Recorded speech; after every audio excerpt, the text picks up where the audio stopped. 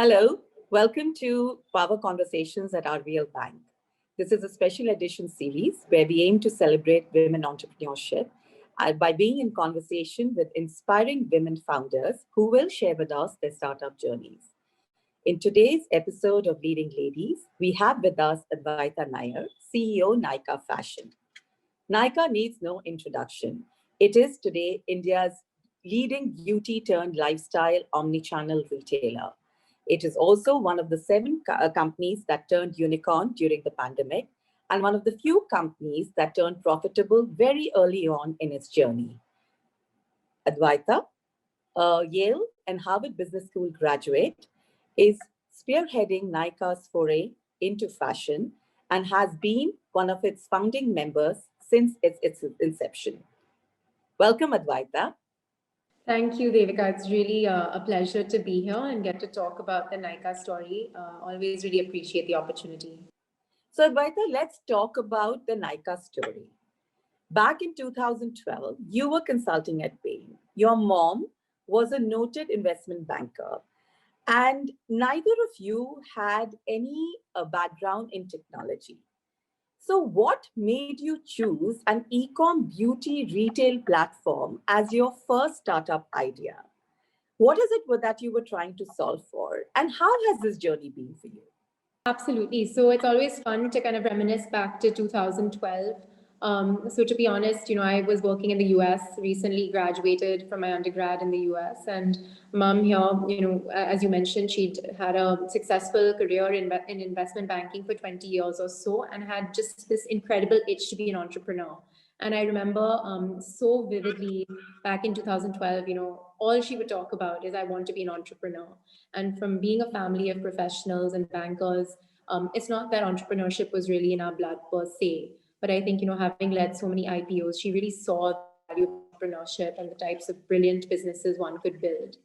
So I think things started with this itch to be an entrepreneur. Honestly, then we evaluated a whole bunch of spaces. It was not that beauty was the first idea or the instant idea. There were a bunch of different ideas, including things like what today we know as Airbnb, or things in education. But eventually we narrowed down on beauty. I think beauty is a very attractive space. The margins tend to be high. The products are small, so they're actually very easy to handle and not very expensive to ship and store. And they're dominated by a handful of maybe 50 global brands which have very large marketing budgets and so forth. So upon doing a lot of research, we realized that beauty was a very interesting space. We were very inspired by a bunch of beauty businesses in the US where we saw, just how profitable and how sustainable beauty retail businesses could be. And around the same time, there was so much chatter about the positive tailwinds in the ecosystem, whether it is about e-commerce or about women's, purchasing power increasing. So we felt, okay, beauty is a great space, and e-commerce, women in India are very positive, facing very positive tailwinds. So this could be the right space to enter.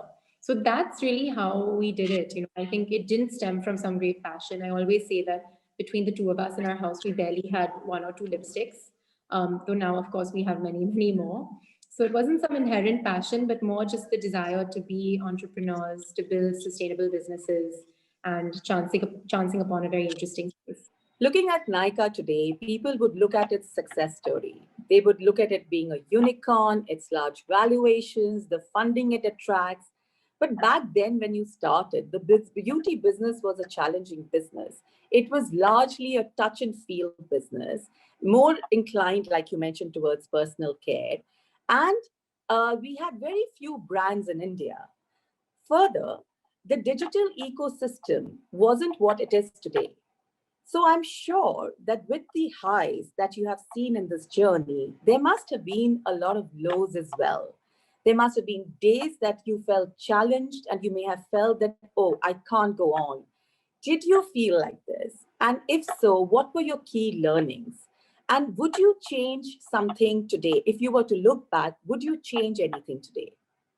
Yeah, absolutely. I'm so glad you asked about the lows, because I think it's incredibly important for entrepreneurs to talk about the lows.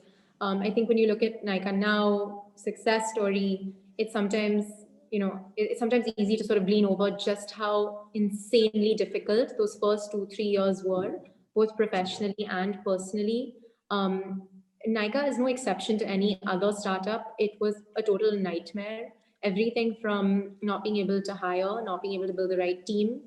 So much of our founding team, I think 5 out of 7 people left us within the first year. Really struggled around hiring. Not able to attract the right CTO talent initially for a couple of years. Had a lot of attrition. Apart from hiring, our early challenges really included a lot around fundraising as well. I remember we must have pitched to over 50, 60 investors and just been declined every single time. No one understood, why one was trying to build an online beauty business. The same sort of concerns, who's going to buy beauty online, heard a lot of no's. And then, of course, the last and sort of big challenge was just getting that first set of scale was only very difficult. I remember, now today, I think we're in the middle of a sale and we'll probably do 100, 200,000 orders. But I remember for the first year, we barely could get to 10 orders a day. So just fighting every single day to stay afloat, to be able to pay our bills, to be able to pay salaries, to be able to convince investors, naysayers at home, naysayers and friends. It was a very, very stressful and pretty scary time. I think I have to give a lot of credit to my mom. I think she has all the mettle required to be an entrepreneur. There was a stark difference in how, she and I would handle those early days. I was also a lot younger, fresh out of undergrad. I was very, very disturbed by the lows. I felt I couldn't separate the lows of the business with my own personal lows. If someone quit, would take it very personally. Mom, on the other hand, total cool cat, was able to totally something terrible could be going on at work, but when she comes home, TV's on, what's cooking for dinner, having friends over. So I think having her around to keep us sort of centered, grounded, keep things in perspective was really important. Nykaa has played a very important role in shaping India's fashion and beauty industry by its well-curated product offering and widespread reach. How has the Indian consumer evolved over the last decade? What are the trends that you have seen and you foresee? And how has this helped you build the Nykaa brand? So, I think 2 parts to your question. The first is sort of how has the consumer evolved? And then the second is how has our brand building evolved? So in terms of how the consumer has evolved, I think a couple trends that we've seen. So definitely there is way more willingness for people to shop online today than there was 8 years ago. And I think all of us just intuitively can relate to that, right? Like today, you're way more comfortable shopping online than you were 8 years ago. And we see that very clearly day in, day out with the cost of customer acquisition and how easy it is becoming for us to acquire customers.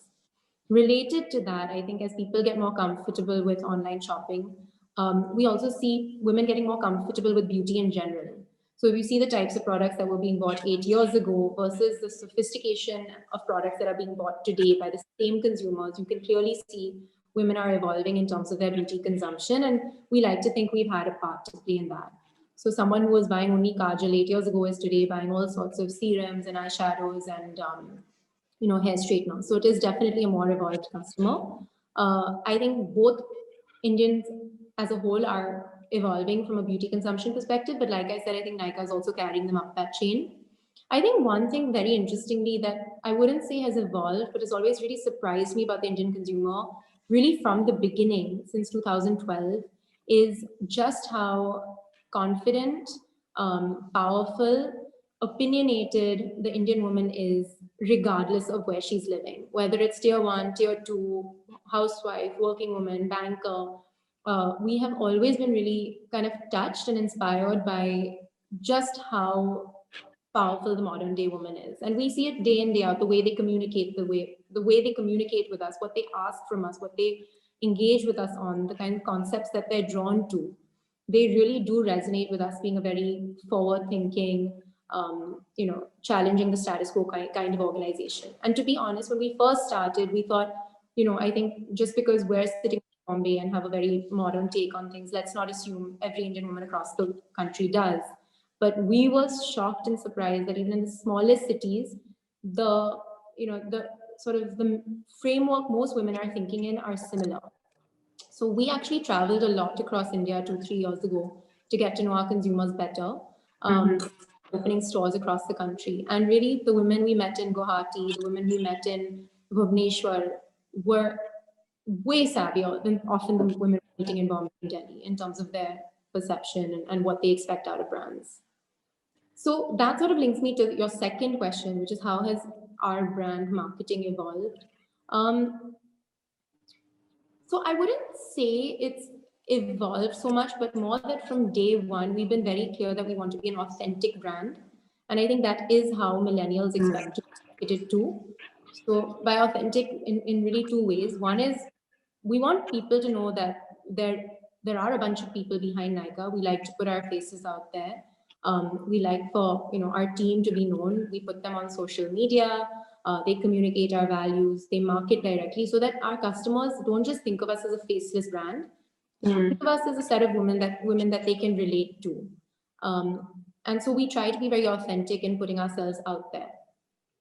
And I think that honestly has stayed from day one till today, and consumers still do expect it. I think another shift we're seeing in consumers, and we're trying to adapt to that from a marketing perspective, is consumers are way more demanding today than they were in the past. So the way that they're demanding, sustainability in packaging, the way that they're demanding customer experience, we definitely have to, remain very engaged with them and be able to meet them on that. They're not okay with brands being silent, companies being silent. If they're talking to you, they want to be heard. There have been ongoing discussions around affordable fashion, sustainable fashion, the impact of beauty and fashion industry on the environment. There have been a lot of thought around what is the optimal mix between affordable fashion and high street fashion. What are your thoughts on this global discussion? And what is Nykaa's strategy on this? I feel like, 2 points you're raising there. One is around inclusivity and one is around, environmental awareness and sustainability. Inclusivity is something we have, again, inherently, intuitively from day one felt very, very strongly about. We were always clear that we want to build businesses and brands that serve a very diverse set of women. And diversity in every sense, from purchasing power ability to affinity for makeup to skin type, body shape, all types of women. We want everyone to feel comfortable, whether you're a 55-year-old housewife or whether you're a 18-year-old going to college in a tier 1 city. So very clear that we don't want to be just a niche brand that just caters to a specific type of woman. We're here to celebrate every woman's journey related to beauty.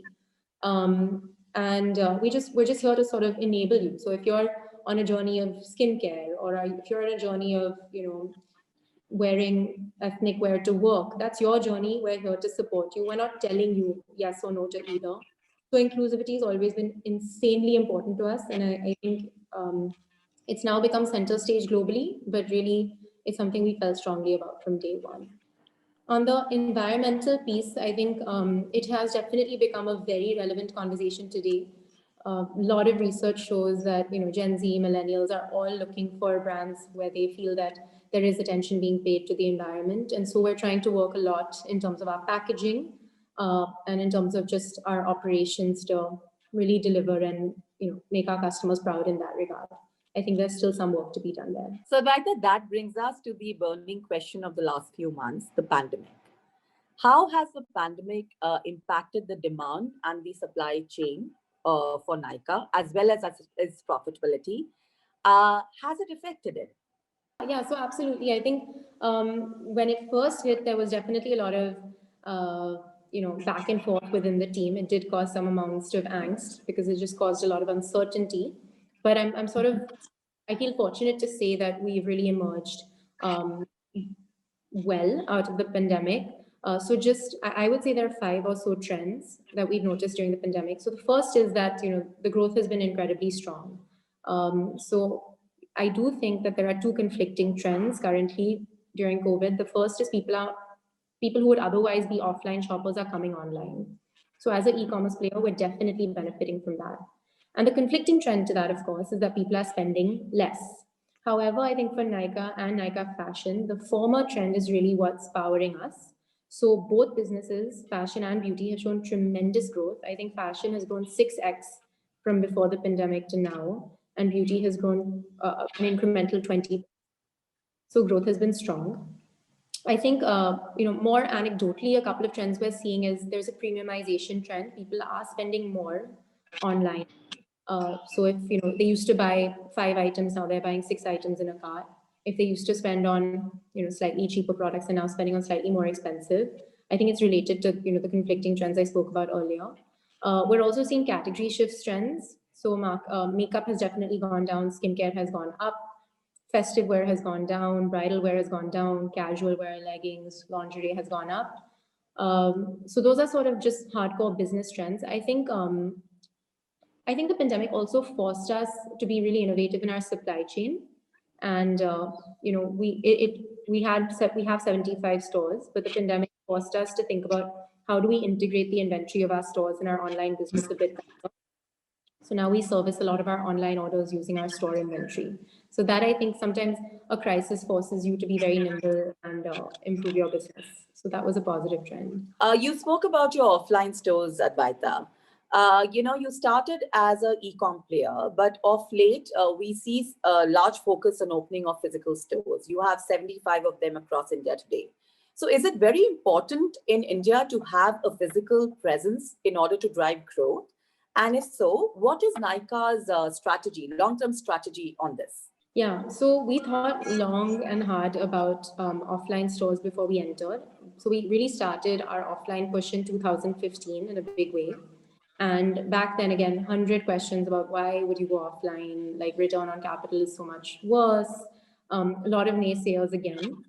I think in the moment we felt like it was the right thing to do for multiple reasons. But now looking back, in retrospect, it's very clear that it was absolutely the right decision. Mm-hmm. And was strategically very important. And I think there are three kind of main reasons for that. So the first is that, look, competition was entering India from a beauty perspective. And often, they had a physical offline strategy. And so us being the beauty leaders, we didn't want to give away the offline piece of it. So, one was as a competitive strategic response, we wanted to make sure that, great, we dominate online, but we better dominate offline. We can't let someone else take that space from us. So one was a competitive response, and I think we very quickly executed to that vision. So today at 75 stores, we are the largest beauty retailer offline, in addition to online. The second reason why I think offline is so important is there is a simple, the simple maths of it is that only 5% of India's beauty market is online. Organized beauty market is online. So that means 95% of the market is still offline. It is just too big a pie to not actually put your finger into it. So we think of our stores as just brand building. We actually think of them as a huge revenue driver, and they do contribute very significantly to our overall revenues. So, I think if you want to be synonymous with beauty in the country, you can't just be playing in a 5% of the market. You have to be some amount of presence in that 95%. So even though COVID has hit and it did hit our stores, we are pretty much going ahead with our physical store strategy over the next couple of years. We will continue opening stores. We will probably get to 150 stores or so. So that continues to be a focus.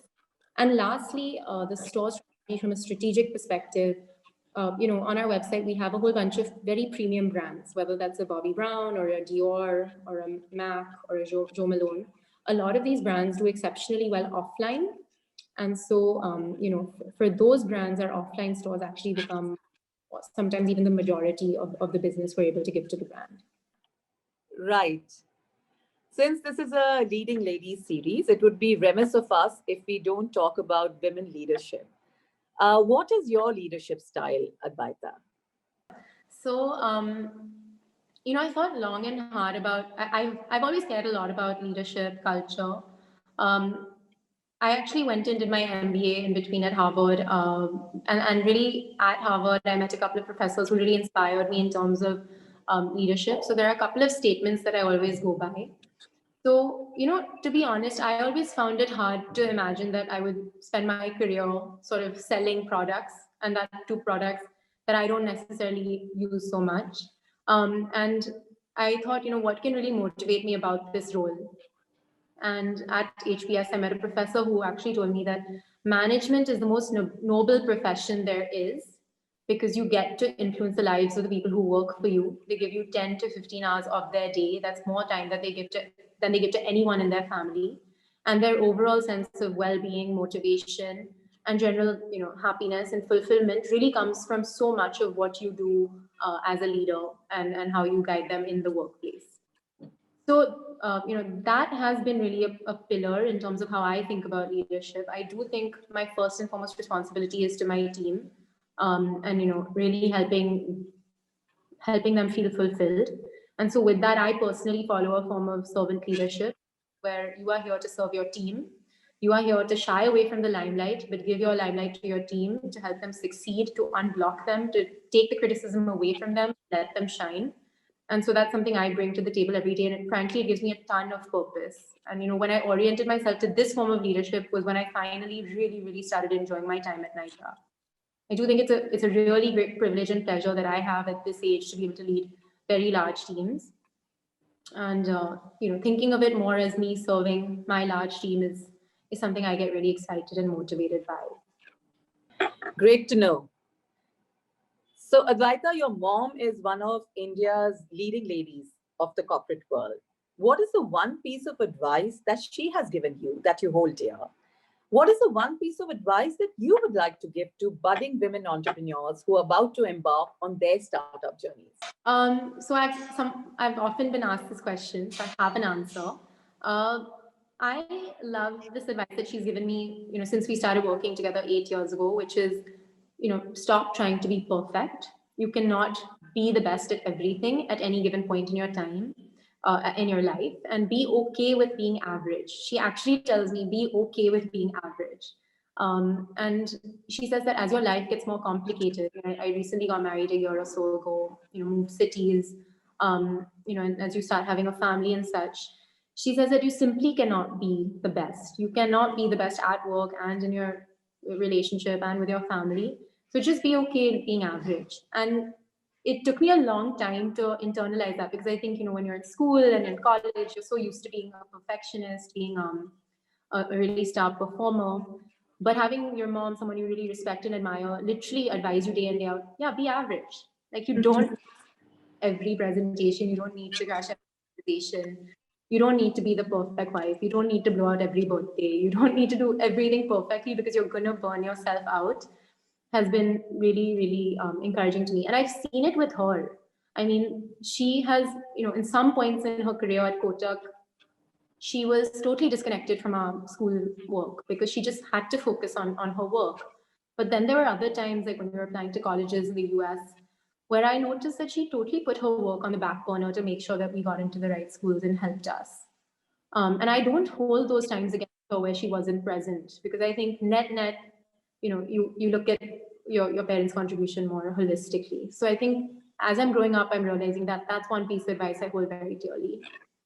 So I think from my own personal experience, I don't know if it would be super helpful to everyone, but something that's been very helpful to me is you really need to toughen up and to have thick skin to be an entrepreneur. I think I struggled a lot with being very sensitive. And, I mentioned that a lot of the laws of Nykaa really used to weigh on me. And that, I think, comes from the fact that I am sensitive and I'm a very empathetic person. But I think, again, that doesn't really work in entrepreneurship beyond a point. The lows are so low and so many that if you don't have thick skin, if you can't take what people say through 1 year and out the other, if you can't maintain some amount of work-life balance, I think you don't make it in the long run. So working really hard on just becoming thicker skinned, creating nice and firm divides between work and life is probably a good way to make sure that you're able to engage in the long run, right? Because I want to be involved in Nykaa for many, many years to come. But if you do get burnt out, that's not going to be possible. So really toughening up, I think, having a strong mind, being able to control it is. That's good advice. So Nykaa has gone from being a beauty retailer to an omni-channel to now a lifestyle retailer. Recently, you have launched athleisure lingerie sleepwear brand called Naked. What next for Nykaa? Yeah, so I think, as you correctly pointed out, when we started the business with beauty, and we were always clear that within beauty, we would do online, offline, and private labels, which we executed nicely from 2012 to 2015, 16. And then in 2016, again, my mother, Falcone, being a very good visionary, sort of said that let's take on fashion because our ambition is sort of shifted from being just a beauty retailer to being a lifestyle retailer.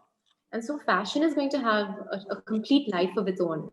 And it's going to be an incredibly big success story, I hope, a couple years from now. And so again, in fashion, we'll have the online fashion app. You can download the app, Nykaa Fashion. And it'll also have offline stores. We're actually opening our first store for Nykaa Fashion in Delhi later this month. And then we will have our own personal brands, Naked being one of them. Naked, I'm very excited about. I think there's so much potential in India to do something very exciting and very fresh in the lingerie, sleep, and athleisure space. And in terms of what's next, I think it's hard for me to reveal, but I will say that you will see one more pillar of Nykaa coming up. So along with beauty, fashion, I think if we're able to kind of succeed on that vision, there'll probably be a third pillar that will come soon. We are sure that would be equally successful and popular, Adwaita. But before you go, we would like to hear from you. What are your favorites and your top picks on Nykaa? So I'll tell you both beauty and fashion. In beauty, I'll tell you what I like to use. So I like the Nykaa, the Nykaa brand itself for hand creams, really nice fragrant hand creams. I love Jo Malone from a fragrance perspective. I like, the Maybelline Colossal Kajal. That's pretty much a standard. I love the Dior mascara. I love Nykaa nail paints. So as someone who used no beauty, I now have a lot of beauty products and I do really enjoy it. And then on the fashion side, I would really encourage whoever's listening to please check out Naked and try out the lingerie and try out the sleepwear. The sleep is incredibly soft. I am also a big fan of brands like Forever New, Only, Vera Moda.